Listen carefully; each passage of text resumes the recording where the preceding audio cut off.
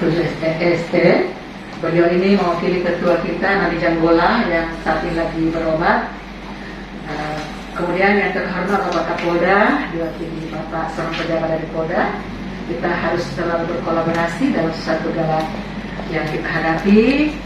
Tamu-tamu terhormat kita. Yang terhormat, ini ada mewakili Kadisdikbud Pak Dr. Rahman. Ini Kepala Bidang Kebudayaan Sulawesi Tengah yang mengetahui seluruh seluk-beluk Sulawesi Tengah. Jadi budaya beliau lah pakarnya ini.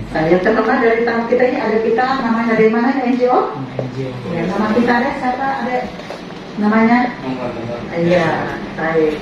Yang kami muliakan yang terhormat, Ketua Tim dan seluruh umum yang terhormat Bapak Mewakili Kapolda dan seluruh yang hadir pada malam hari ini. Alhamdulillah, syukurlah, wala haula wala quwwata illa billah.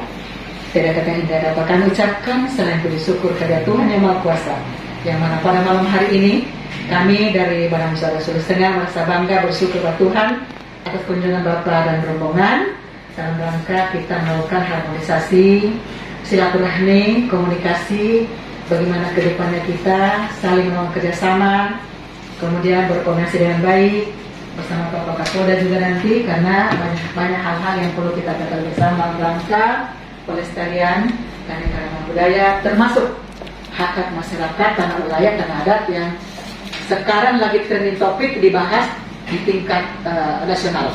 Bahkan kami baru-baru ini mendapatkan 270 SK penetapan tanah wilayah dari Presiden Republik Indonesia untuk Sulawesi Tengah. Kami mendapatkan sertifikat dalam kepemilikan hak untuk masyarakat adat tanah wilayah itu. Itu sudah diterima oleh Bapak Gubernur.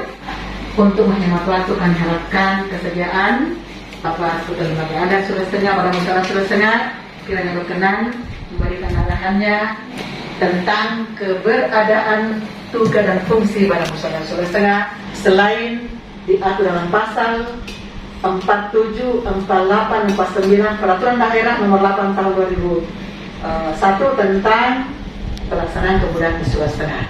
Selain tugas melestarikan keanekaragaman budaya, tugas kami membantu pemerintah dan aparat hukum menyelesaikan konflik sosial di masyarakat. Nah, untuk itu kami silakan Bapak Dr. Haji Adrian Salamah Situju, MSI, selaku Sekretaris Badan Musyawarah Sulawesi Tengah. Assalamualaikum warahmatullahi wabarakatuh.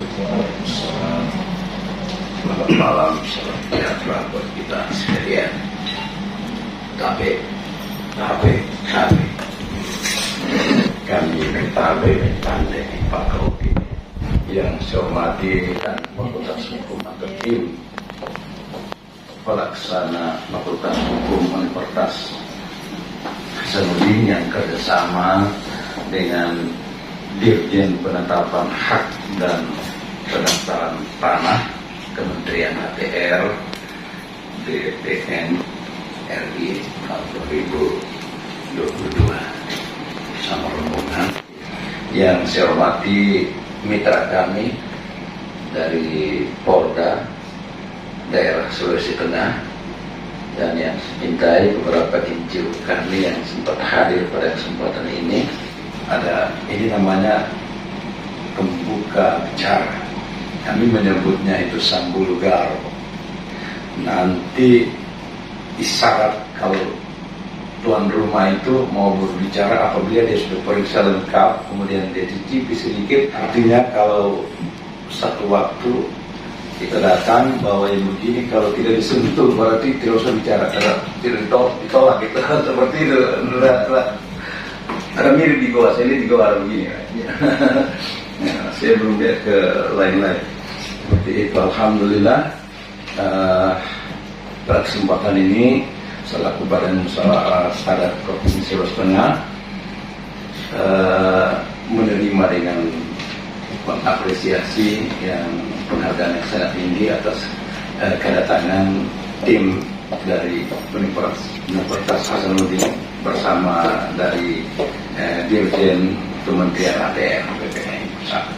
Selanjutnya bahwa kami ini ada beberapa dewan pakar di Badan Musyawarah Adat ini yang secara teknis mereka banyak tahu. Pada kesempatan ini tiba-tiba tergantung mereka lagi punya tugas-tugas lain juga. Ada beberapa teman yang dari Kota Batu juga kami tempatkan sebagai bagian pakar, Dewan Pakar di Badan Musyawarah Adat. Karena kami lebih banyak harus mendengar secara detail, teknis mengenai pengelolaan tanah ulayat itu. Ada beberapa batas yang saya ingin informasikan, batas yang ditetapkan oleh Kementerian Dalam Negeri tanpa mempedulikan satu syarat. Ada satu syarat adalah historis budaya, mereka tidak pakai. Jadi tinggalkan itu, akhirnya keberatan kita punya ketua-ketua adat. Karena mereka sudah olah dari zaman sebelum kemerdekaan mereka sudah olah itu. Tiba-tiba kementerian muncul SK batas, penetapan batas. Ini yang kami sementara benahi. Saya ingin informasikan suara hati dari seluruh pengurus majelis adat, lembaga adat, karena secara hierarki ada kami Badan Musyawarah Adat dari provinsi, kabupaten sampai ke desa. Jadi sudah ada sampai majelis adat desa. Mereka berharapkan ada penetapan yang legal terhadap itu.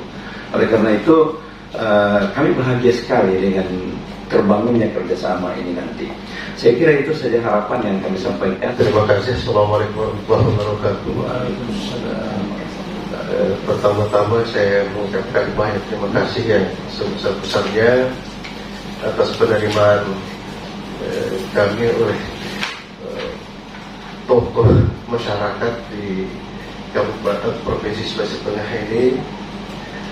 Dalam hal ini diwakili oleh Badan Musyawarah Adat Provinsi Sulawesi Tengah, ada NGO dari mewakili Polda Sulteng, dari Dinas Kebudayaan. Tim ini terdiri atas 11 anggota tim. Di luar nanti surveyor yang akan turun ke lapangan. Tim ini diketuai oleh Dekan Fakultas Hukum Universitas Hasanuddin, Ibu Profesor Dr. Farida Fatiti SH Hukum. Pada kesempatan ini beliau belum berkesempatan hadir di tempat ini karena beliau masih sementara menjalankan ibadah umroh. Tim ini dibagi atas 3 bidang keilmuan. Yang pertama bidang ilmu hukum. Di bidang ilmu hukum ada 3 ahlinya. Yang pertama saya di bagian itu juga saya tahap lahir. Ya. Kemudian ada Ibu Dr. Susantinur SH, belum berkesempatan hadir. Kemudian ada satu tim ahli yaitu Bapak Ismail Alrik SH MKN. Kemudian dari tim geospasial ada Bapak Dr. Samsu Arif SH MSc, ada di sebelah saya. Kemudian ada dari antropologi Bapak Anwar SH SOS MA dari Fisik Fakultas. Kemudian ada asisten peneliti, jadi asisten untuk Edi Suci Wahyuni SH MKE. Kemudian ada satu yang bersempat hadir di tempat ini, Ibu Amalia SH MH. Kemudian ada tim administrasi dan tim keuangan di tim ini. Jadi tim ini memang diminimalisir, tetapi insya Allah akan bekerja secara maksimal, khususnya di dalam menjalankan amanah yang diberikan oleh Kementerian Agraria Tata Ruang dan Badan Pertanahan Nasional. Jadi pada tahun ini sebenarnya tahun 2021 Kementerian ATR/BPN sudah melakukan kegiatan yang sama pada 6 provinsi, dan tahun ini 2 provinsi ya, ditambah, jadi ada Sumatera Utara dan Sulawesi Tengah. Adapun tujuan sebenarnya dari kementerian membiayai kegiatan ini, yang pertama adalah adanya sasaran yang ingin dicapai oleh Presiden kita bahwa pada tahun 2025 nantinya dia mengharapkan semua tanah-tanah yang ada di Indonesia ini sudah harus didaftarkan, atau paling tidak sudah terregistrasi, terekam datanya, yang mana tanah hak, yang mana tanah wilayah, yang mana tanah komunal dan sebagainya, itu sudah terekam. Itu tahun 2025. Dan yang menjadi masalah memang adalah khususnya berkaitan dengan tanah-tanah yang disebut dengan tanah wilayah yang dimiliki oleh masyarakat khusus adat. Kemudian ada tanah komunal, ini biasa sering persepsikan berbeda ya. Tanah komunal itu adalah tanah pribadi sebenarnya yang dimiliki secara bersama-sama oleh biasanya satu keluarga. Jadi itu yang mendorong atau membuat kami bekerja sama dengan kementerian untuk melakukan kegiatan di Sulawesi Tengah. Terus terang saja di tim kami ini boleh dikatakan mungkin tidak banyak mengenal Provinsi Sulawesi Tengah, walaupun sering kami kesini, tetapi untuk mengenal lebih jauh khususnya berkaitan dengan masyarakat budayanya dan khususnya berkaitan masyarakat hukum adat kami belum banyak mengetahui. Oleh karena itu, ketika tugas ini diberikan kepada kami di tim ini, yang pertama kami lakukan adalah melakukan dulu penelusuran pustaka, penelusuran melalui berbagai media, kemudian berkomunikasi dengan teman-teman kami yang ada di Palu ini yang sudah sering melakukan kegiatan-kegiatan di bidang di bidang antropologi, ada sejarah dan sebagainya. Jadi makanya berdasarkan itu dan berdasarkan penelusuran kami lahirlah wilayah-wilayah yang kami menduga, yang kami tidak mengatakan ada, tetapi menduga khususnya pada daerah-daerah yang sudah ditetapkan sebagai masyarakat hukum adat melalui peraturan undang-undang itu sudah kami meyakini bahwa pasti di situ ada. Misalnya di khususnya di Sigi yang saya lihat banyak ada di Sigi, ada di Tojo Una di Tota Wana. Itu saya lihat ada peraturan daerah mengenai itu. Jadi itu yang pertama kami temukan, dan setelah itu kan memang tentu melalui prosedur yang panjang itu lahirnya Perda itu. Kemudian ada 3 keputusan bupati di Sigi, di Lonca, Matawe, kemudian di Moa ada 3 buah. Itu yang berhasil kami identifikasi. Kami belum mengetahui apakah ada yang lain. Mungkin ada peraturan daerah ataukah mungkin ada keputusan bupati, karena memang berdasarkan undang-undangan sekarang ini kan penetapannya tidak mesti peraturan bupati, walau peraturan daerah ya. Sebelumnya kan oleh peraturan daerah di Undang-Undang Kehutanan menghendaki peraturan daerah. Tetapi kelihatannya sekarang kan dengan adanya pasal 18 ayat 2 konstitusi kita ya, mengenai pengakuan penghormatan hak masyarakat hukum adat hak tradisionalnya itu sekarang semakin dari sisi pengaturan itu seperti tanda petik dimudahkan ya, jadi cukup dengan keputusan bupati saja itu sudah cukup untuk menyatakan ada masyarakat hukum adat, karena yang menjadi subjek dari tanah wilayah adalah masyarakat hukum adat. Jadi makanya teridentifikasi yang pertama itu adalah masyarakat hukum adat.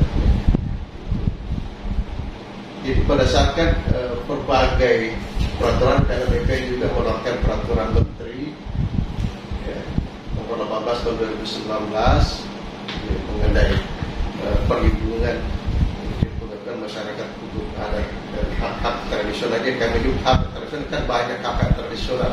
Salah satunya adalah berkaitan dengan sumber daya tanah, ada hutan dan sebagainya.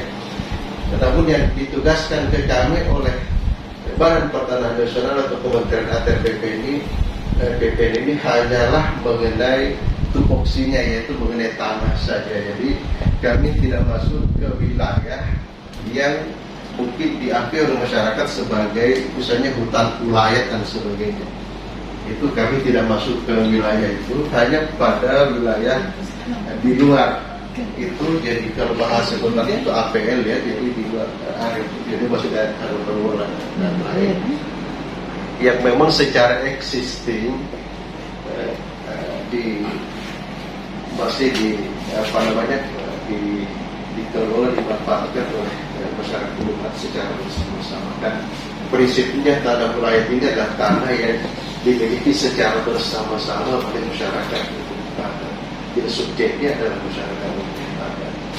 Kami menyadari sebelumnya bahwa tidak mungkin kami akan melangkah lebih jauh kalau kami tidak bertanya dulu kepada pihak-pihak yang lebih mengetahui apa yang sesungguhnya ada di Sulawesi Tengah ini. Jadi, saya bertanya dulu, setelah itu baru kemudian kami jalan. Di dalam proses selanjutnya ketika kami melakukan pendataan, jadi kalau yang diamanahkan BPN ke kami itu, makanya ada tim spasial, geospasial, ada antropolog berkaitan dengan nanti masyarakatnya seperti apa dan seterusnya, ada spasial. Jadi BPN menugaskan kepada kami, kalau misalnya ditemukan ada tanah ulayat atau tanah kuburan, tentukan titiknya ada di mana.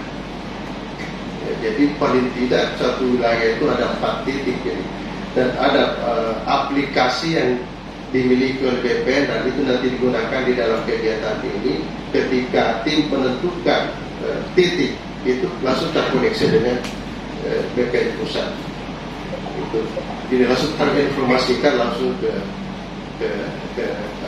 kementerian.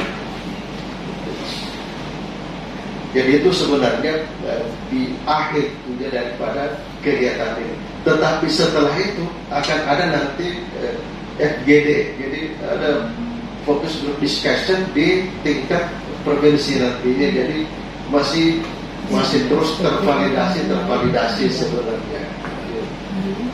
Karena BP tentu tidak mau gegabah di dalam mengambil suatu tindakan, dan sampai nanti karena kegiatan kami bukan menyelesaikan, bahkan menimbulkan masalah baru. Makanya kan terus terang sangat berhati-hati di dalam melakukan ini.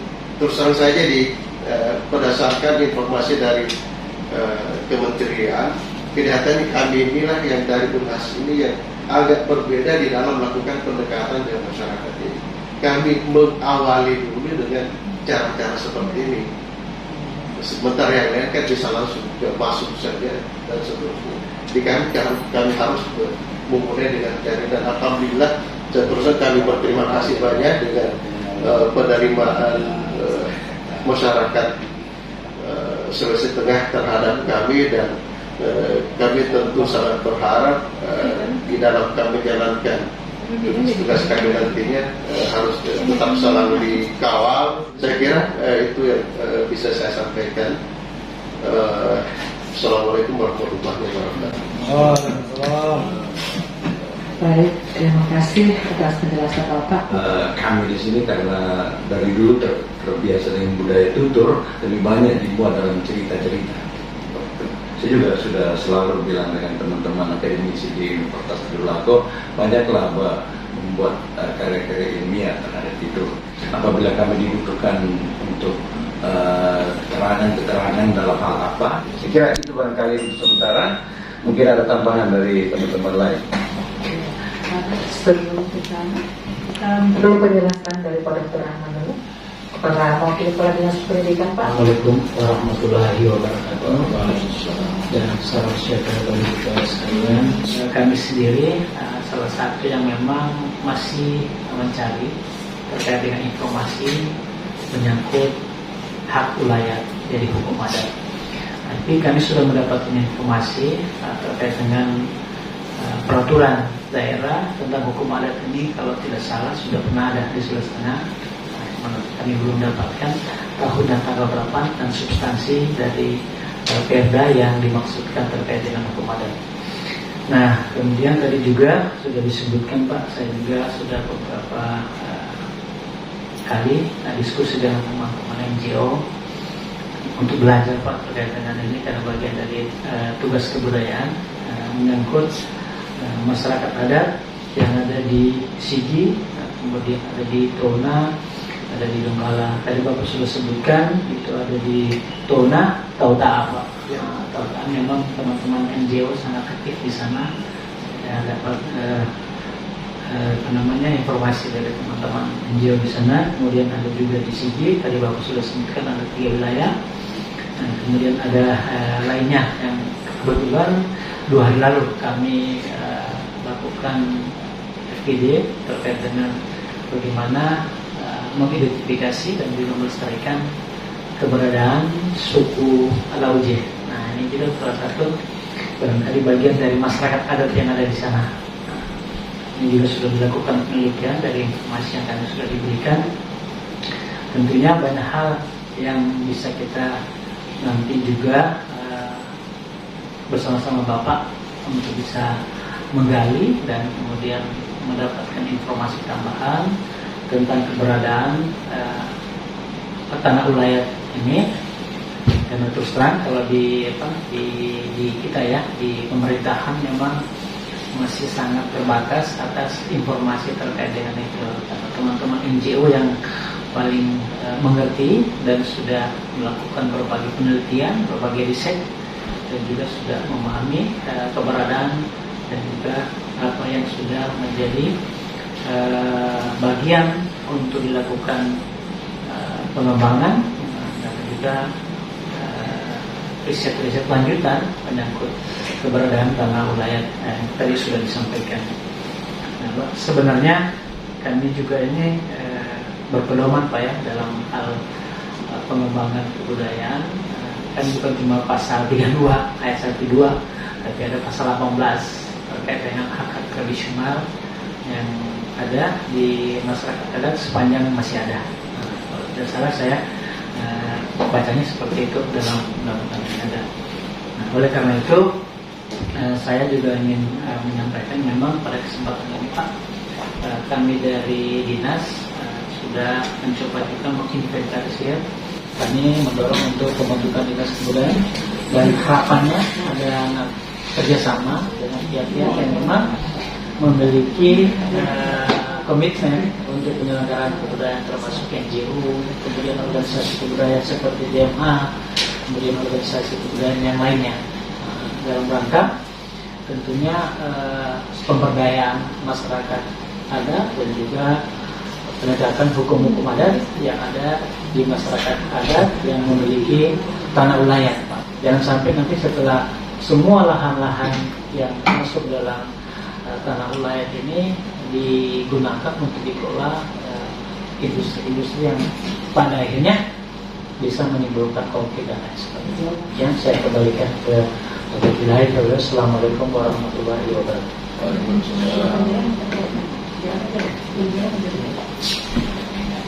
Demikian tadi sekilas beberapa informasi penting dari Kadip. Kami silakan mungkin dari adik-adik NGO dulu. Pak Pandran dulu, silakan Pak Pandran. Ya, silakan. Ya, makasih Bu. Ya, assalamualaikum warahmatullahi wabarakatuh. Selamat malam. Terkait dengan rencana melakukan inventarisasi dan identifikasi tanah wilayah di Sulawesi Tengah. Memang jadi pertanyaan kami, kenalkan saya Anwar Tabaru, saya bekerja di Yayasan Merah Putih di Sulawesi Tengah. Yayasan Merah Putih? Iya. Ya, siap. Yang 15 tahun lalu kami mendorong terhadap pengakuan masyarakat hukum adat di level provinsi. Tapi memang ada kendala politis sehingga kami turunkan di level kabupaten. Dan alhamdulillah di Kabupaten Morowali Utara itu ada Kabupaten Morowali Induk, sebelum ada pemekaran Morowali Utara itu ada satu perda, perda pertama di Sulawesi tentang pengakuan masyarakat hukum adat Sekuana, perda nomor 13 tahun 2012. Setelah itu ada perda di Kabupaten Sigi. Yang lain yang disebutkan tadi ada satu perda nomor 11 tahun 2017. tentang pengukuhan masyarakat hukum adat Tontawana di Kabupaten Kediri. Saya mau kritisi dulu sedikit Pak Ketua Tim, minta maaf ya.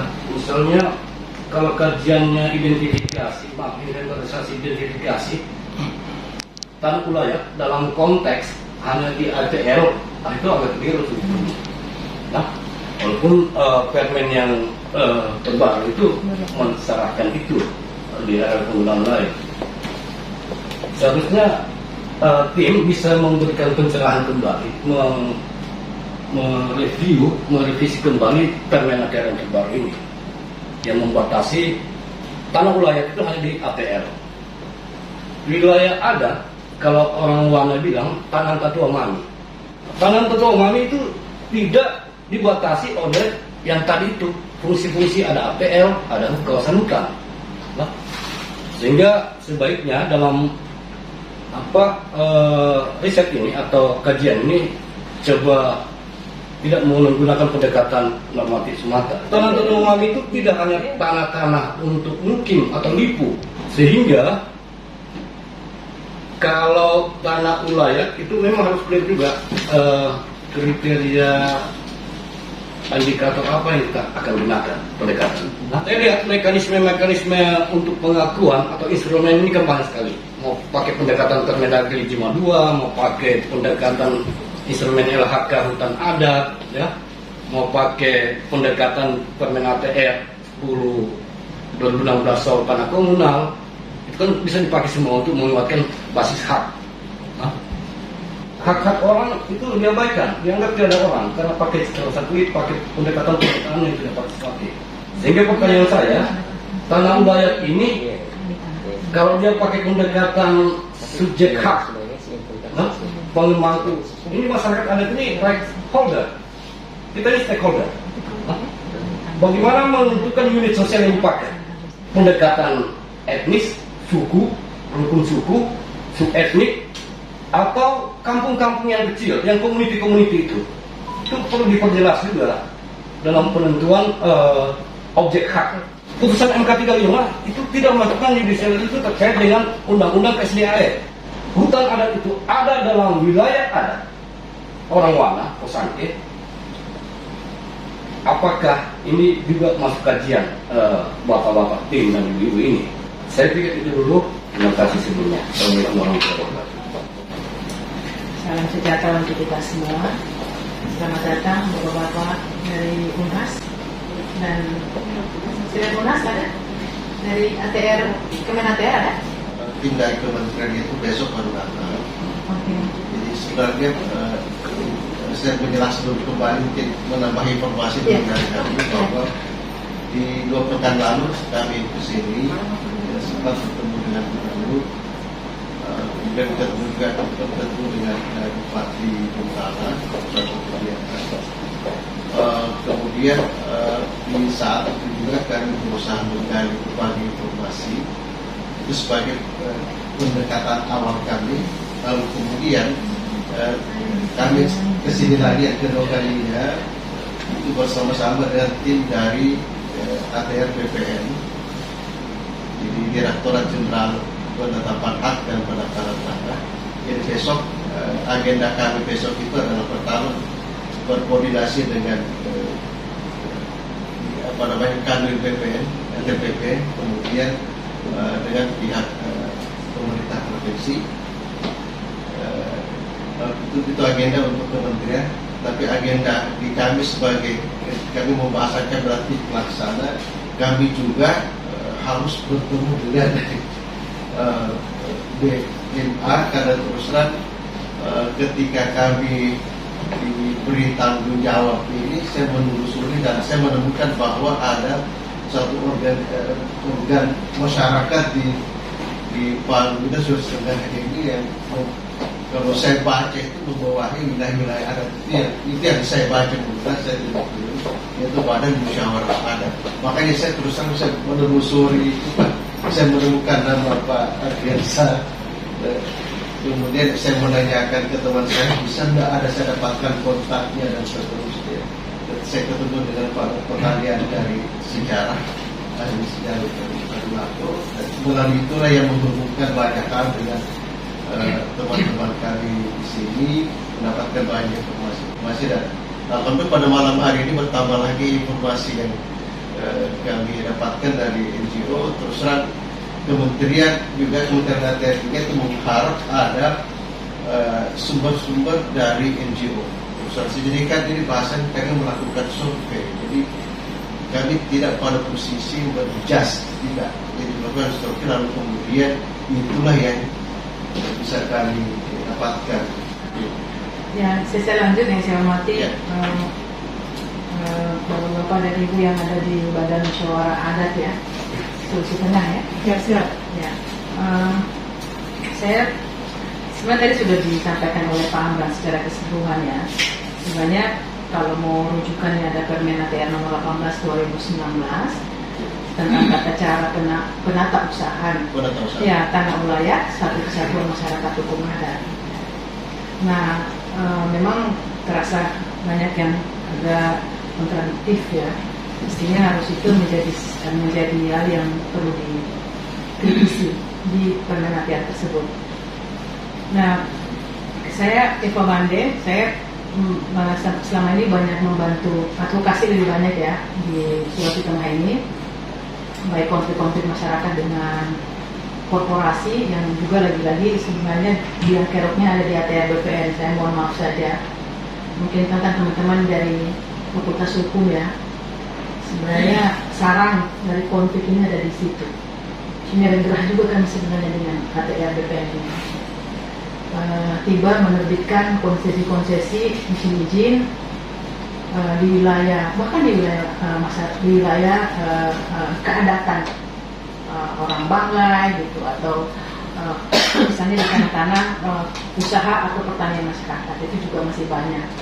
Jadi sebenarnya ada banyak tugas yang harus diselesaikan oleh Kementerian ATR BPN yang banyak menimbulkan konflik di mana-mana yang sudah dari rejim ke rejim ini tidak pernah diselesaikan secara komprehensif. Nah, di tempat lain di Kabupaten Sigi, saya sebagai sekretaris gugus tugas reforma agraria, kami juga bekerja karena bupatinya membuat satu program khusus, yaitu mendorong pengakuan tanah-tanah masyarakat baik di dalam kawasan hutan maupun di luar, baik yang dalam skema tanah objek reforma agraria maupun dalam hutan adat atau perhutanan sosial lainnya, misalnya hutan desa dan lain sebagainya. Nah, di proses itu saya sebenarnya, kalau saya belum pernah ada data, misalnya saya sebenarnya berharap ada penelitian riset yang kira-kira judulnya begini Pak, kendala masyarakat adat dalam mengajukan satu wilayah keadatannya untuk diakui oleh negara. Sebenarnya ngomong ini sebenarnya agak sedih juga Pak. Memang mudah orang melakukan satu, Bapak mau identifikasi itu satu pekerjaan di ujung. Bapak bisa dapat data dari satu proses yang panjang dan hingga saat ini kami lagi bertahun. Gitu. Pasti kalau data dicarinya NGO tuh, gitu. Nah, tapi mengantarkan ini loh Pak, kami hampir juga tidak mendapatkan dukungan dari negara, pemerintah. Gitu. Saya berharap mungkin ada teman-teman di Badan Musyawarah Adat juga ikut sebenarnya mengambil bagian di proses ini. Karena bagi saya adat ini tidak hanya sekedar simbol, adat itu identitas. Kalau identitas maka dia ada tanahnya, ada entitasnya, ada tata caranya, ada hukumnya, norma-norma dan lain sebagainya yang melekat dan masih hidup terus-menerus.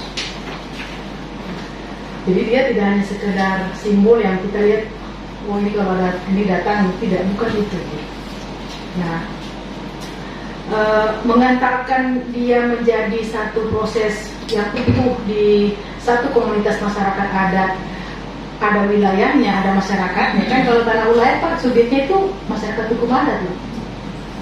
Nggak ada, subjeknya bukan di masyarakat non adat, itu di masyarakat hukum adat. Nah kalau mau bilang masyarakat hukum adat, ini kan bukan hanya masyarakatnya, bukan hanya subjeknya, ada tanahnya. Negara akui ya akui, tapi proses mengakuinya itu loh nggak gampang.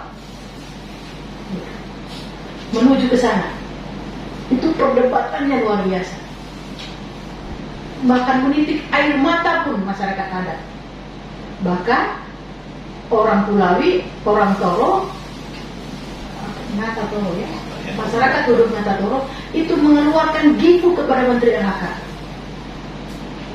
karena dianggap melakukan penistaan. Orang masyarakat wilayahnya ada 22.000 dikurang-kurangin gitu menjadi 3.000. Ini bukan soal, kalau saya lihat saya bilang ini bukan jumlah Pak, bukan hanya pada angka, tapi Anda lihat satu kesatuan 22.000 itu ada apa di situ?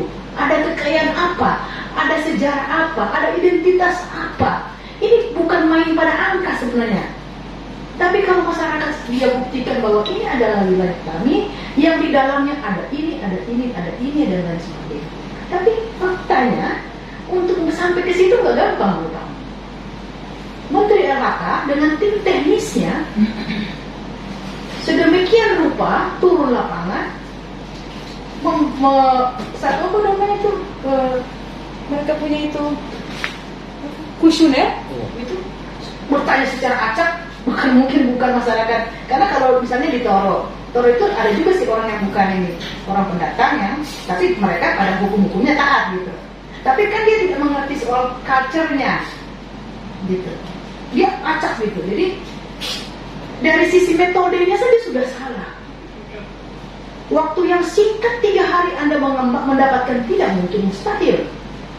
Jadi sebenarnya ada banyak hal yang teknis-teknis itu justru jangan anggap sepele, padahal itu pokok gitu loh dalam menentukan pada proses haknya.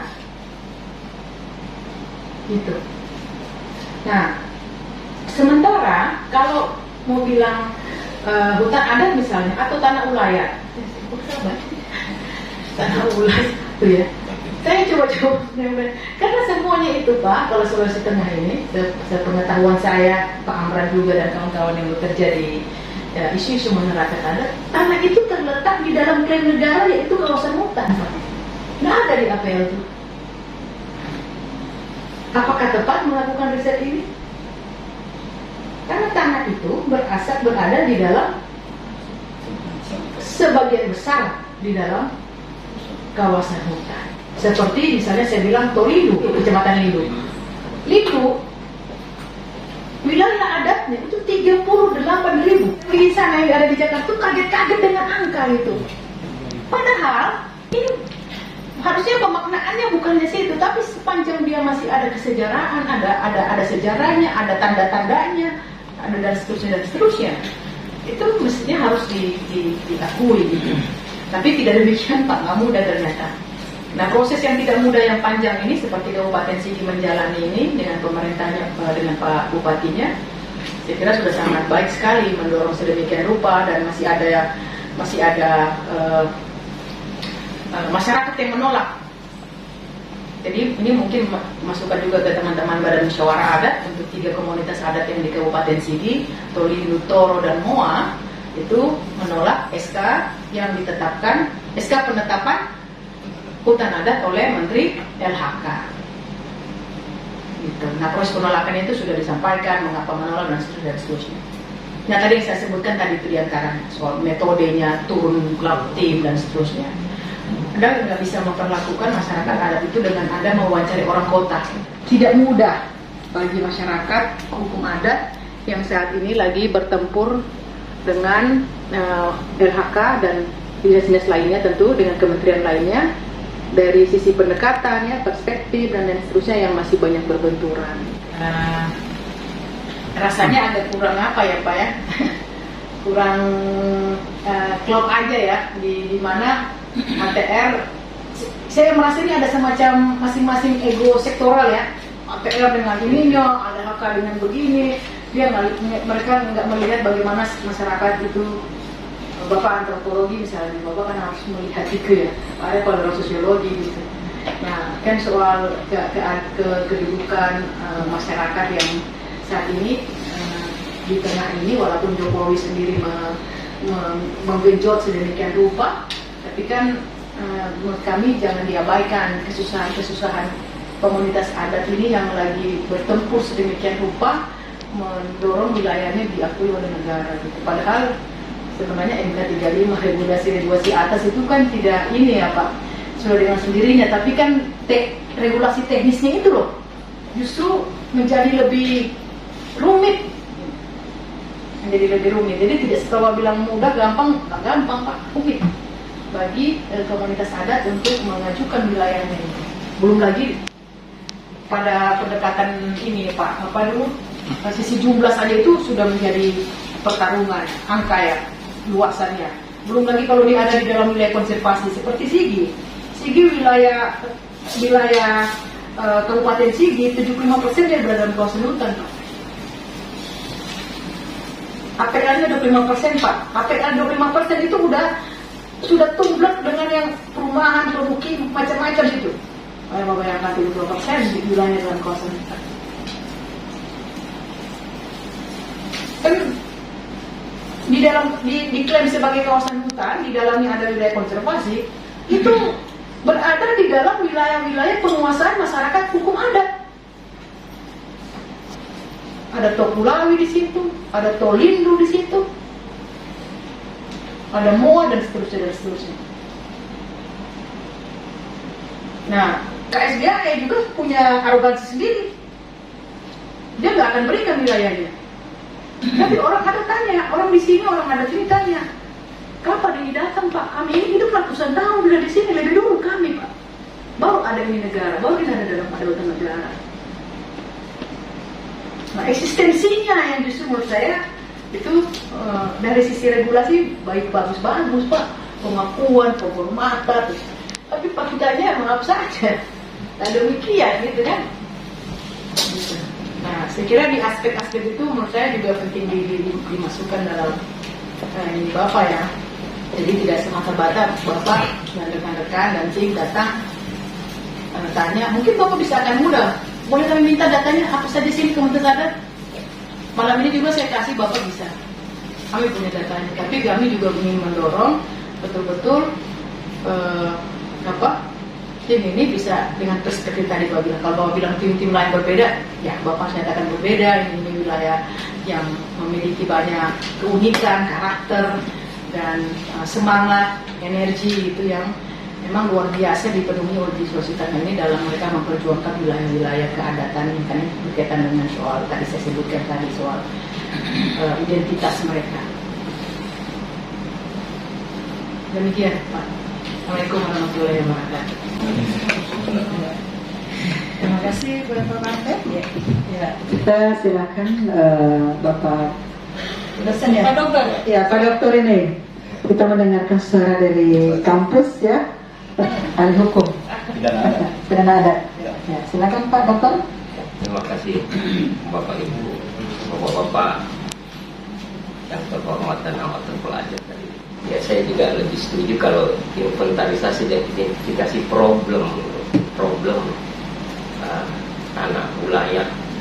Tapi sementara problem ini kan bukan hanya tanah wilayah, juga wilayah adat. Cuman karena ini digagas oleh Direktorat Jenderal Penetapan Hak dan Pendaftaran Tanah. Ini memang semangatnya adalah ini soal sertifikasi. Memang wilayah-wilayah APL lah itu ya. Sementara bicara lahan ini kan memang ada sektor yang membaginya sehingga rezim hukumnya juga berbeda. Saya juga tidak berharap banyak dengan RUU masyarakat hukum adat itu bisa menetralisir ekosektoral itu. Sementara wilayah Sulteng ini dalam pemahaman kami yang diajarkan oleh Prof. Madulaga selaku antropolog yang duluan memperkenalkan kepada kami tentang masyarakat hukum adat di Sulawesi Tengah.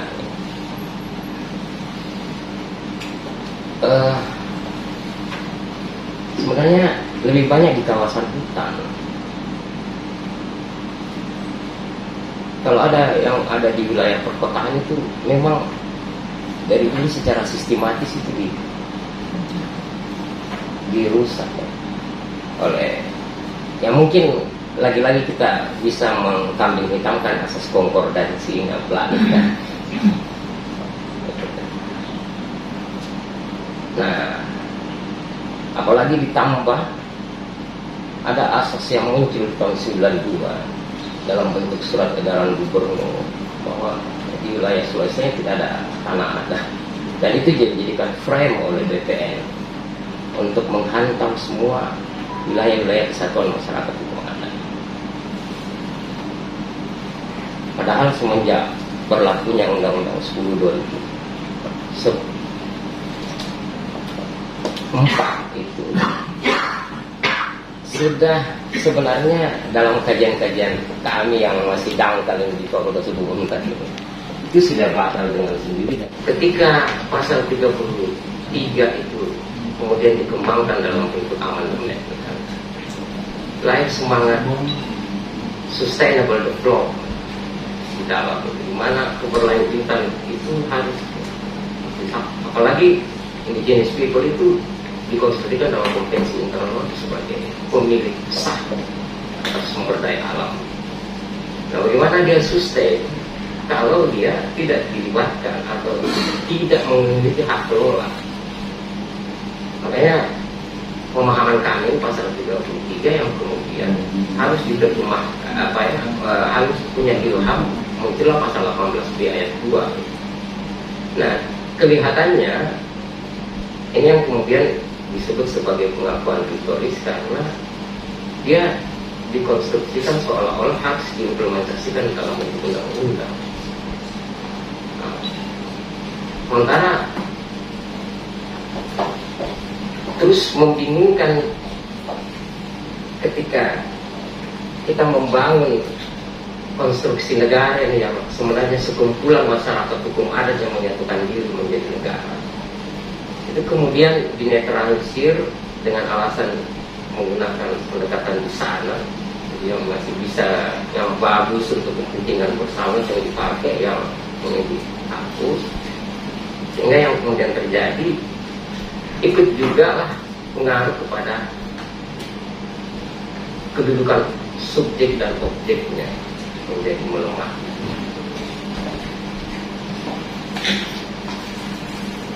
Nah, kondisi inilah yang kemudian dalam diskusi-diskusi penyadaran masyarakat sipil ini harus direbut dengan menggunakan pendekatan instrumen rezim hukum pemerintahan daerah. Dalam perkembangannya untuk kawasan hutan dipersyaratkanlah perda sebagai syarat khusus untuk memberikan pengakuan terhadap masyarakat hukum adat yang ada di dalam kawasan hutan. Tapi kemudian ini jadi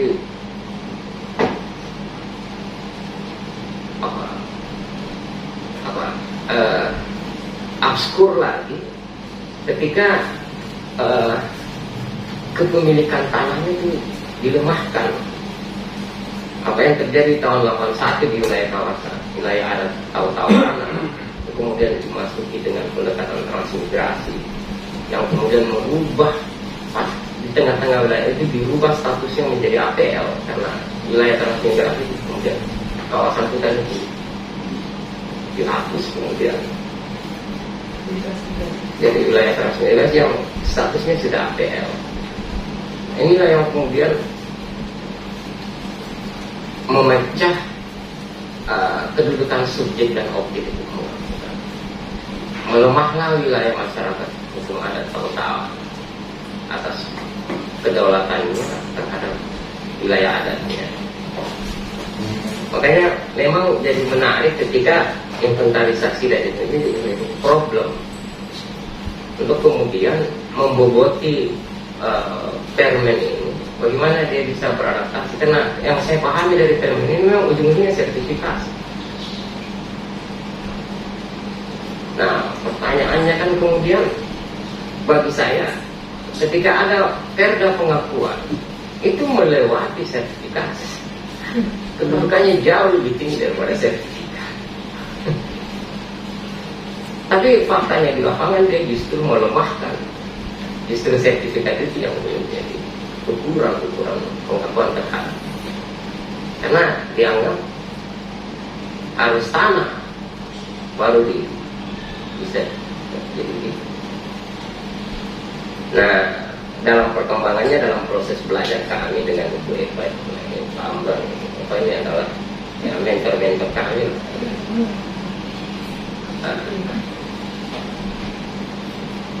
Kita memahami kemudian bahwa konstruksi tanah ulayat, konsep ulayat ini kelihatannya itu tidak tepat untuk diletakkan di Sulawesi Tengah. Tapi ini sudah terlanjur menjadi semacam konsep dalam peraturan perundang-undangan kita, sehingga yang kemudian terjadi lagi-lagi yang seperti disebut oleh Ibu Eva, bahwa ada semacam penyeragaman karena kita berangkat dari prinsip negara kesatuan.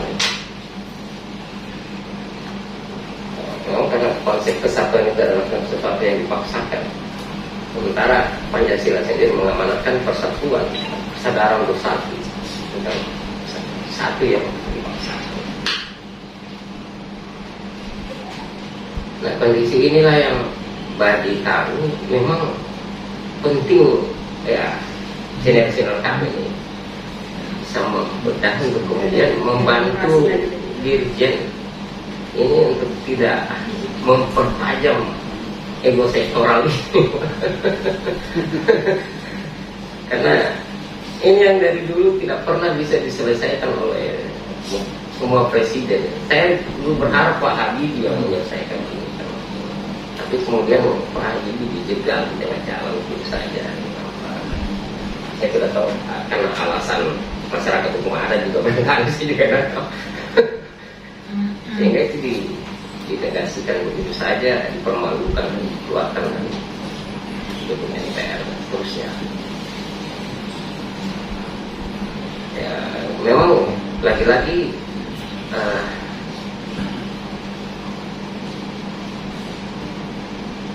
saya harus berani mengatakan bahwa netralitas kampus itu harus lebih pada keberpihakan. Mohon maaf ini mungkin bisa itu. Assalamualaikum warahmatullahi wabarakatuh. Baik, terima kasih Pak Dokter atas beberapa masukan. Memang ini banyak aturan-aturan yang sering tempat tindih kayaknya. Saya kebetulan lebih untat ini Pak. Mungkin ini menjadi satu tugas kita semua ya, bukan tugas siapa-siapa, tetapi banyak aturan-aturan yang perlu kita luruskan, dan kita berhak untuk mengkritik juga aturan-aturan yang merugikan masyarakat. Salah sedemikian. Silakan Pak Dokter. Terima kasih. Ini kelihatannya semakin terbuka, terbuka bahwa memang ketika berbicara masyarakat hukum adat itu sangat kompleks. Bahwa inventarisasi identifikasi itu kan sebenarnya di ujung. Berarti kan harus ada proses di awal dulu yang jelas. Pertama masyarakat hukum adatnya dan seterusnya. Baru kita melakukan inventarisasi. Memang ini saya kira tadi dikatakan semakin mempertegas adanya sektoral. Itu yang terjadi pada negara kita ini. Kehutanan, berbicara mengenai hutan adat, hutan ulayat itu juga tegas sekali dengan regulasinya. Kemudian BPN karena wilayahnya memang hanya tanah, pada tidak bisa masuk ke hutan. Menerbitkan sertifikat saja dalam kawasan hutan bisa menjadi perbuatan pidana, Pak. Itu jadi saya kira BPN juga hati-hati kalau masuk ke wilayah hutan karena bukan wilayahnya. Kalau kita belajar teorinya sebenarnya kan masyarakat hukum adat itu kan ada 3 sebenarnya ya. Ada genealogis, berdasarkan wilayah, kemudian bisa tercampur antara keduanya. Dan sekarang ada putusan Mahkamah Konstitusi, masyarakat hukum adat itu adalah masyarakat hukum adat fungsional. Ini terusan keputusan MK ini membingungkan kami juga sebagai akademisi. Saya kira dari sisi regulasi memang sektoralnya saya kira sangat kuat. Masing-masing punya kepentingan. Tetapi bagi masyarakat hukum adat kan tidak melihat itu. Ada contoh di Polisi Selatan, ada di Cerekang, Padilu Timur itu. Masyarakat Cerekang semua wilayahnya masuk dalam kawasan hutan lindung, Pak. Mau diapakan tidak bisa kan kawasan hutan lindung. Di keputusan bupatinya menetapkan masyarakat hukum adatnya, tapi tidak jelas wilayahnya. Katanya wilayahnya nanti akan ditentukan, kemudian ditetapkan, tapi tidak pernah ada penetapan, karena susah menetapkan itu kawasan hutan lindung. Jadi memang saya kira masih banyak persoalan, Pak, mengenai ini. Oleh karena itu kehadiran kami sebenarnya kan bukan langsung mengatakan iya atau tidak dalam petiknya, tetapi kami memulai dengan suatu pendekatan yang kami lakukan seperti ini. Kalau yang terus terang ada peraturan perdanya, ada keputusan bupatinya, di mindset kami bahwa itu berarti pasti ada masyarakat rumahnya sudah ditetapkan. Tetapi aliran yang kami adut penetapan pengakuan itu adalah deklarasi, bukan pengakuan asli bahwa nanti dia baru ada, tidak. Tetapi masyarakat sudah ada, tetapi membutuhkan kan pengakuan dari sisi negara, karena negara kan juga membutuhkan kepastian mengenai itu, tapi itu hanya bersifat deklaratif. Ini aliran diajarin oleh Profesor Made Subarjono, kebetulan belum bisa waktu di UGM dulu, jadi itu yang saya gunakan di dalam menafsirkan berbagai regulasi berkaitan dengan masyarakat hukum adat ini. Jadi kehadiran kami, walaupun mungkin bahasanya mengatakan bahwa akan melakukan identifikasi dan inventarisasi dan identifikasi, pikiran kami, kalau saya hanya memilih yang sudah ada regulasinya, itu saya kira tidak mewakili. Makanya kami berdasarkan informasi yang kami dapatkan tentu dengan keterbatasan ini, kami melakukan survei, jadi kan mengemukakan apa adanya. Makanya terus saya mohon maaf, kami membuat daftar ini berdasarkan berbagai sumber, lalu kemudian kami mengkonfirmasi apakah ini kira-kira kalau kami melakukan saya ke sana ada yang apa yang kami bisa temukan itu kan sebenarnya. Ya, ya. Dan terus terang kan ada metode lain di tempat lain, dia melakukan survei di seluruh provinsi. Saya bilang kalau provinsi kalau berapa lama kita berbuka, tidak mungkin kita survei semua, kan sudah pasti kita mengatakan di tempat itu tidak ada lagi. Kalau kami disuruh di Sulawesi Selatan, kami harus bisa tunjukkan masyarakat hukum adat itu ada di sana, dan itu sudah ada dari dulu, sudah dikenal. Tapi kami di Sulawesi Tengah langsung bingung terusan, makanya kami berusaha untuk mencari berbagai sumber ini sebenarnya. Ya. Mohon izin Pak. Oke, silakan. Saya mau terkait dengan identifikasi Pak ya, kalau salah satu dasarnya adalah Permen Material Nomor 18/2019 di pasal 5 di nomor 4 itu kan dibilang bahwa penataan usaha tanah wilayah masyarakat hukum adat itu meliputi pengukuran, pemetaan, kemudian dicatatkan dalam daftar tanah. Ya. Nah, pengukuran dalam bentuk yang dikerjakan PPN, lagi dalam tanah, versi dirinya, kan gitu Pak? Ya. Oke. Kalau itu maka jadinya ini juga, lucu juga menurut saya. Ya. Karena gini, kalau ini yang dilakukan, sementara kalau itu yang di pasal 5-nya, di pasal 5 ayat 4, masih di pasal 5 di ayat 3-nya melakukan identifikasi ini berdasarkan penetapan pengakuan. Oke, siapa yang melakukan penetapan pengakuan? Beri pengakuannya siapa? Bupati Pak. Bupati mengeluarkan SK pengakuan terhadap masyarakat adat apa? Gitu. Bawahnya siapa? Menteri, Pak. LHK. Kalau dia wilayahnya ada di dalam kawasan. Dia bilang gitu, Pak. Untuk melakukan ini berdasarkan penetapan pengakuan. Nah, sebenarnya mudah kalau memang ini adalah yang diinginkan oleh Bapak dan Ibu sekalian. Di Kementerian ATR itu datanya ada, Pak, petanya ada, itu asal usul sejarahnya ada. Artinya BPN kan kalau dia antar menteri gitu, kerjasama menteri kan, nih sudah saya tetapkan, ini ATR, daftarkan. Sudah ada 6.000 punya warna posangge, titiknya koordinat ada. Karena di sini bukan bidang tanah, kalau perlakuan masyarakat adat terhadap wilayahnya, dia pada satu kelompok warna ini pengalet, dia bukan kalau di KSDA itu zona. Tata guna lahannya itu kalau di KSDAE dia bilang inti, rimba dan seterusnya. Kalau di masyarakat hukum adat memperlakukannya bukan bidang tanah, Pak. Ini kan pendekatan yang jadinya benturan. Lagi-lagi Kementerian ATR mau mengajukan cara orang memandang terhadap penggunaan lahannya, tata guna lahannya, dia pendekatannya pada tadi itu, Pak. Bukan sertifikasi bidang-bidang itu, ini bukan, ini pada satu wilayah-wilayah yang dikasih nama, ini hutan yang sudah bekas, ini Pak, ini untuk produksi, oh ini namanya warna ini rimba. Kalau dia rimba, kenapa dia tidak dikelola oleh masyarakat? Dia hanya memastikan bahwa misalnya air dan seterusnya. Jadi menurut saya apa yang dilakukan ini tidak cocok dengan apa yang lagi dilangsungkan, gitu, Pak. Bukan bidang tanah. Sementara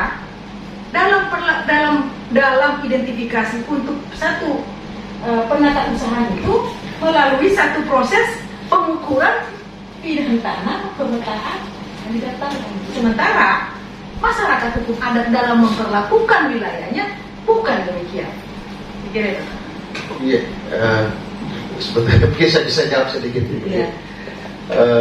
Saya kira kita sependapat gitu ya, berkaitan dengan itu. Kalau kita melihat masyarakat hukum secara keseluruhan sebagai satu wilayah adat ya, ini makanya di kami ini kan ditugaskan oleh kementerian yang membidangi masalah tanah. Jadi kita tidak mau masuk ke bukan wilayahnya dia. Ini yang membatasi kami, terus terang saja. Ini membatasi kami, tidak mungkin kami masuk ke ranah lain yang bukan menjadi apa yang ditugaskan ke kami. Jadi karena dia tanah berarti yang dicari adalah tanah ulayat. Kalau mungkin di kehutanan dicari adalah tanah hutan ulayat. Yang kesemuanya itu mungkin masuk dalam wilayah masyarakat hukum adat. Jadi sekian tadi ada wilayah, memang ada kan banyak zona-zonanya kan, ada tanah ulayat, ada kan tanah pribadi juga kan di dalam tanah adat itu kan juga ada hutannya, ada air dan sebagainya, itu adalah wilayah adat. Ini yang kita mau mencari bukan wilayah adat, tetapi wilayah di dalam wilayah adat itu yang mana tanah-tanah itu yang masih dimiliki secara bersama-sama oleh warga masyarakat hukum adat untuk memenuhi kebutuhan hidupnya.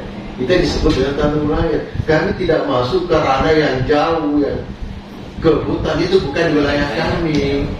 Jadi kami membatasi.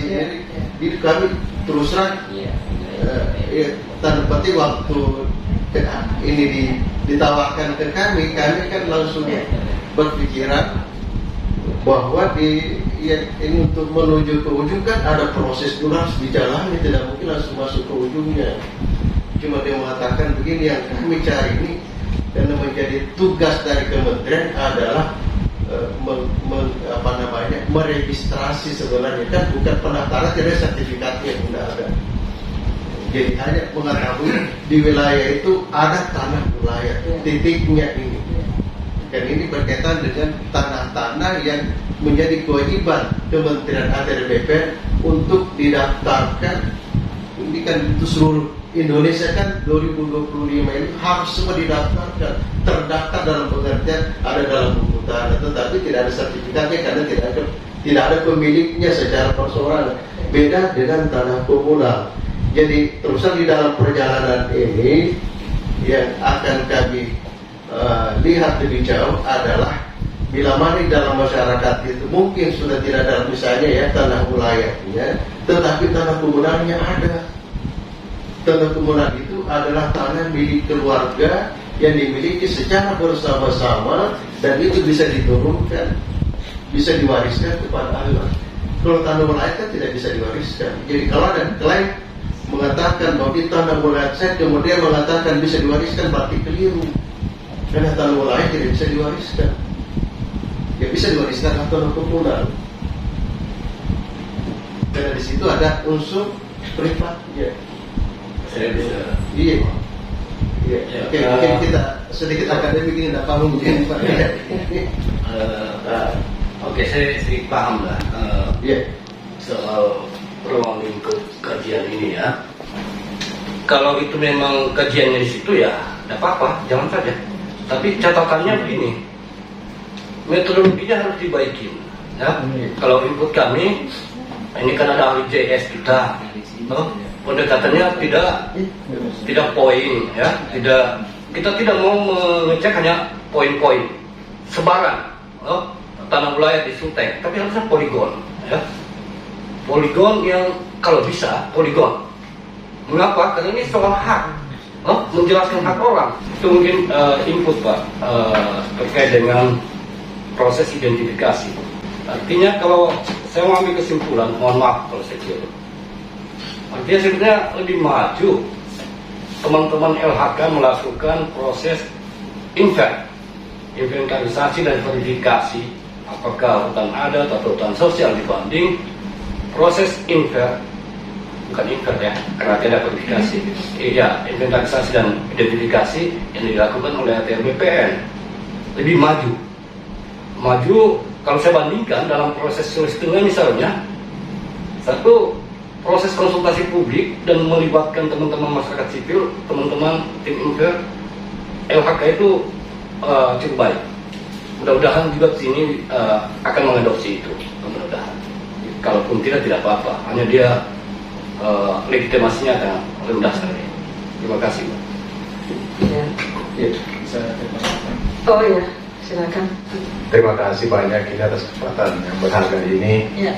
Bapak-bapak dan ibu-ibu yang saya hormati, saya ingin mengawali dulu dari apa yang dikatakan tadi oleh Bapak Sekretaris pada musyawarah adat, bahwa masyarakat adat kita itu banyak melalui tutur kata, bertutur. Ya. Nah, harapan kami kegiatan ini mudah-mudahan dari bertutur itu bisa kita mengetahui, di mana semua itu, sebarannya itu ada di mana semua, apa yang dituturkan itu.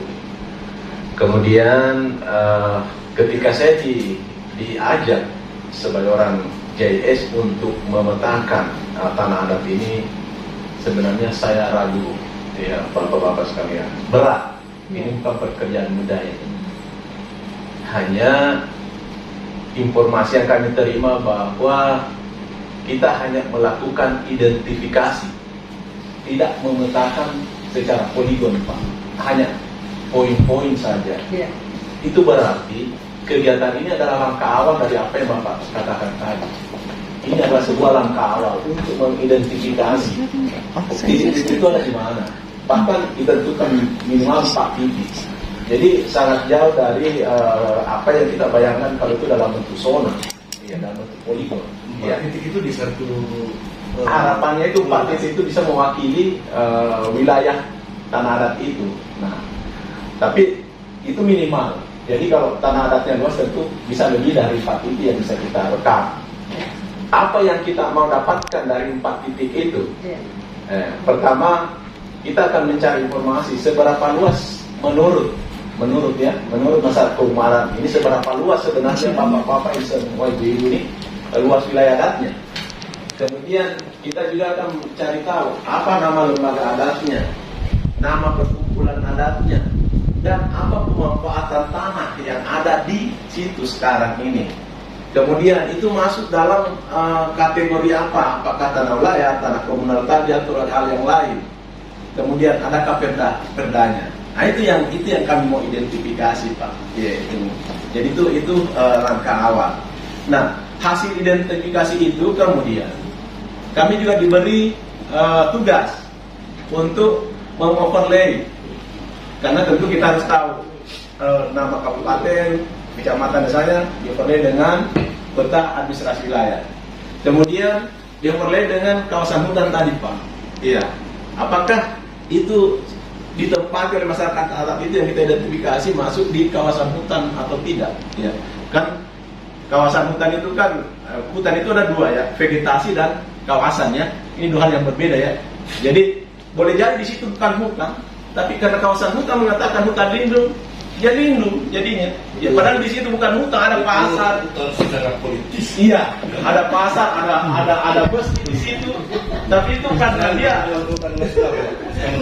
kawasan, itu. Iya, padahal itu bukan hutan. Nah itu. Jadi itu kita overlay dengan itu. Kemudian kita juga diminta overlay dengan perizinan. Jadi apakah di situ ada ya, tentang indikasi penghentian pemberian izin baru ya. Jadi itu di overlay juga di situ nantinya.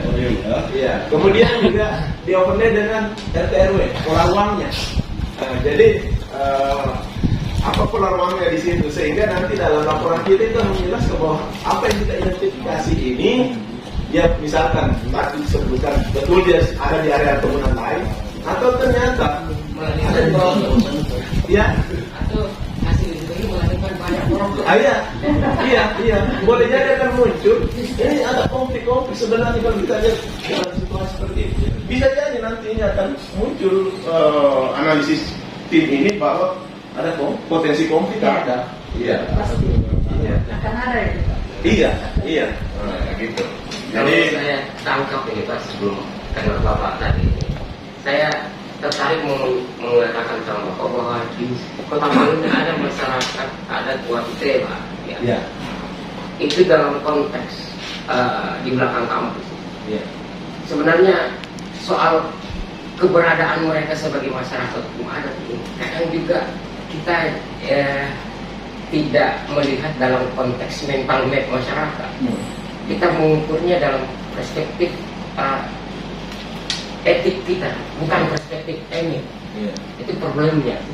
Sehingga karena dilihat gaya dan perilakunya cenderung dikonsumsikan sebagai masyarakat hukum negara, padahal dia masyarakat hukum adat.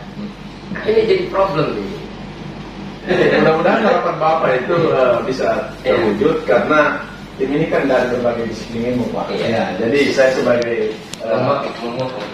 orang JIS-nya ya seperti itu tadi, mengidentifikasi lebih awal bahwa benar apa yang ditutur katakan ini ada loh koordinatnya, ada dia punya tanah. Nah, kemudian parameter yang kita input tadi seperti itu. Nah, nanti kemudian setelah dioverlay dengan beberapa parameter yang lain, kemudian muncul analisa seperti yang barangkali seperti Bapak juga disebutkan. Saya kira itu. Terima kasih. Ada? Silakan. Ya. Terima kasih banyak. Terima kasih semuanya Bapak Ibu. Perkenalkan saya Anwar, saya dari antropologi. Mungkin perspektif saya di ruangan ini dari tadi yang banyak sekali input secara hukum ya. Kemudian tadi ada Pak terakhir dari Pak Sam dari JIS. Sebenarnya saya sangat berbahagia. Kenapa? Karena teka-teki tentang pembacaan saya mengenai Sulawesi Tengah itu pelan-pelan terjawab dari ruangan ini. Terus terang, sepanjang saya diajak bergabung dalam tim untuk melakukan kegiatan ini, saya membaca banyak sekali dokumen-dokumen etnografi, terutama untuk Sulawesi Tengah.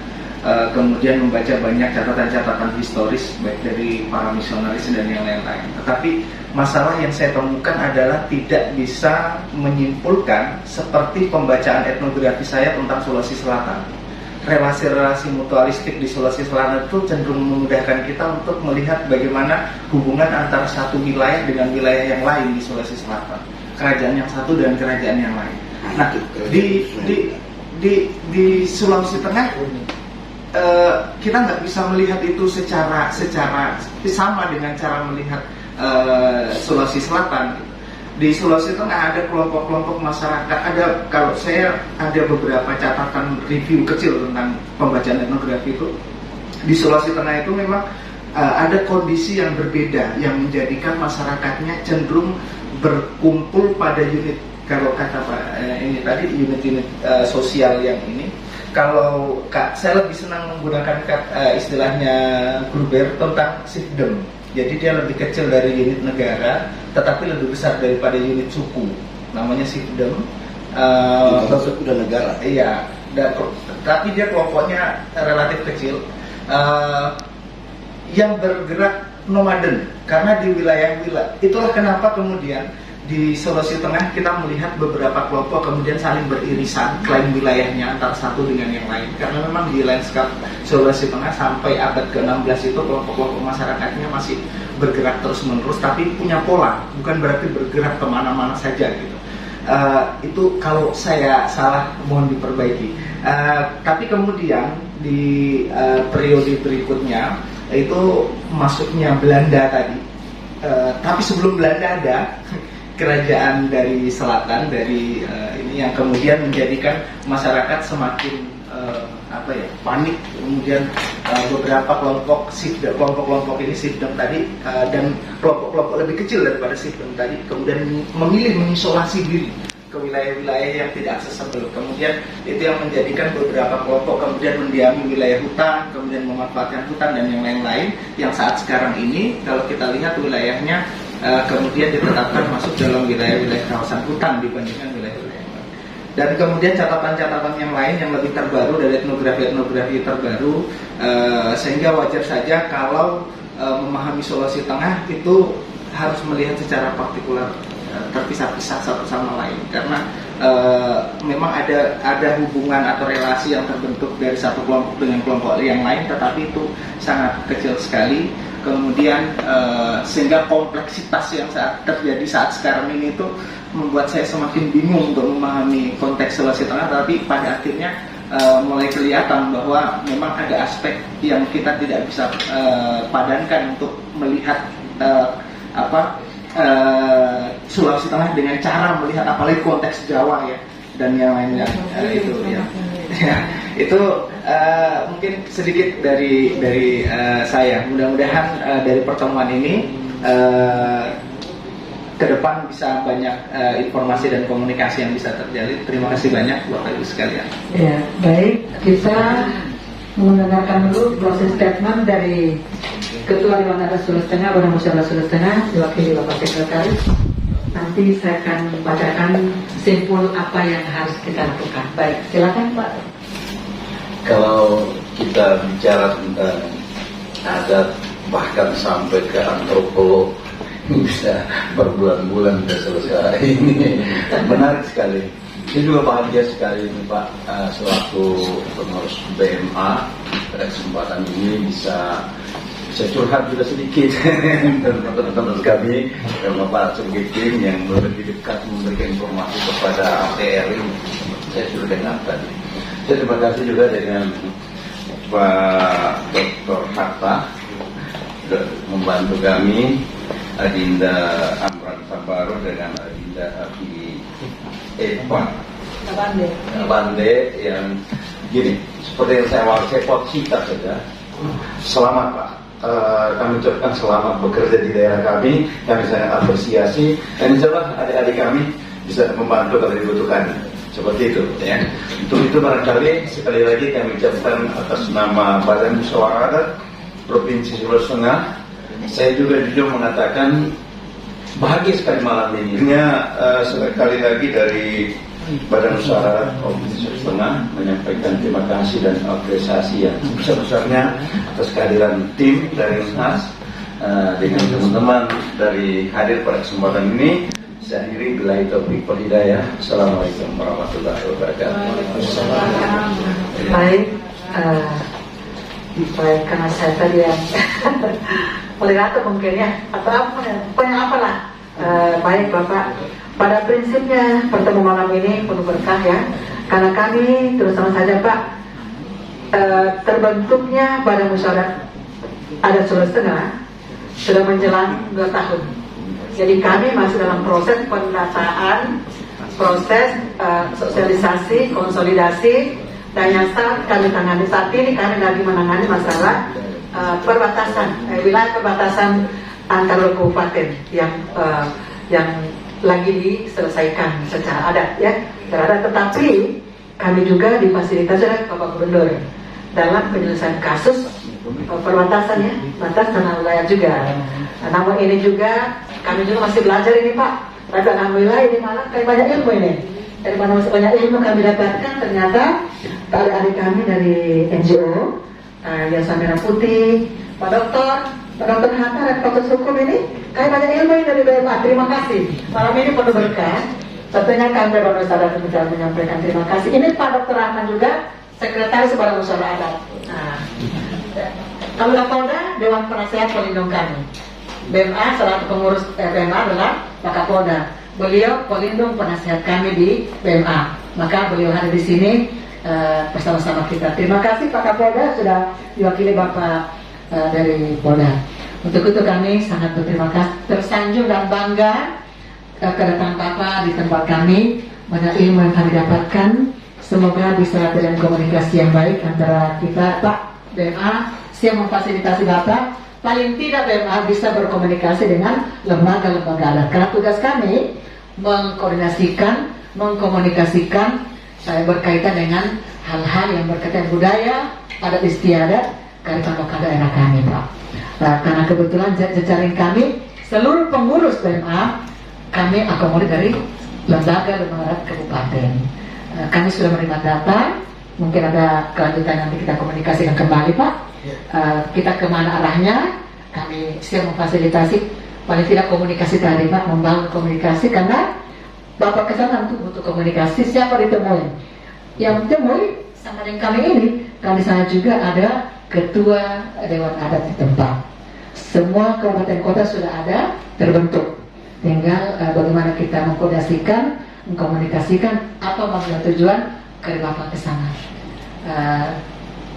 Harus disampaikan. Iya. Berkaitan di kami ada surveyor tadi, ada surveyor karena di kami ini ada 8 kabupaten. Ya. Masing-masing kabupaten akan disurvei. 4 orang akan mensurvei di 2 kabupaten. Jadi 2 surveyor dari universitas, 2 surveyor lokal. Jadi ada orang Palu, ada orang masyarakat hukum adat.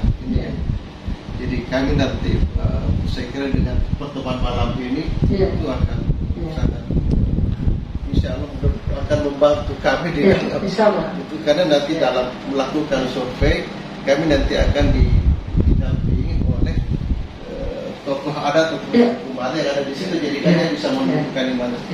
Jadi itu masuk dalam survei kami, terbagi atas 2. Ada lokal, jadi orang di sini sudah punya banyak pengalaman. Pasti ada teman-teman dari lokasi ini mengerti Bapak, karena ya tahu cerita itu, paling tidak storytellingnya ada. Apalagi tadi Pak Sekretaris mengatakan di sini budaya tutur. Dari budaya tutur akan muncul hal-hal yang bisa kita ketahui asal usul daripada wilayah yang kita teliti atau wilayah yang kita identifikasi pada tutur. Kalau di sini tutur ada, pemangku adat. Oleh itu nanti akan berikan kontak personnya, supaya bisa dihubungi, yang akhirnya komunikasi bisa lancar, Pak. Ya, silakan. Informasi tambahan, misalnya Bapak ke Banggai, kami ada pengurus adat di sana. Kami kontak. Coba Bapak ke Kulawi, ada yang di Tahu Sulawesi, kemana-mana ada juga. Kami sudah punya semua kontak di sini. Terusan saya di awal ditugaskan ke sini, saya terus gimana kita kan? Agak rawan sedikit ya Pak? Tidak rawan kalau pikiran Sulawesi Tengah. Aman kan?